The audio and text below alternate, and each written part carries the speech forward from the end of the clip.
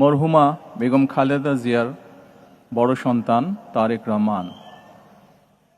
আমি আজকে এখানে উপস্থিত সকল ভাইয়েরা এবং বোনেরা যারা উপস্থিত আছেন, মরহুমা বেগম খালেদা জিয়া জীবিত থাকাকালীন অবস্থায় যদি আপনাদের কারো কাছ থেকে কোনো ঋণ নিয়ে থাকেন, দয়া করে আমার সাথে যোগাযোগ করবেন, আমি সেটি পরিশোধের ব্যবস্থা করব ইনশাআল্লাহ। একই সাথে উনি জীবিত থাকাকালীন অবস্থায় ওনার কোনো ব্যবহারে, ওনার কোনো কথায় যদি কেউ আঘাত পেয়ে থাকেন, তাহলে মরহুমার পক্ষ থেকে আমি আপনাদের কাছে ক্ষমা প্রার্থী।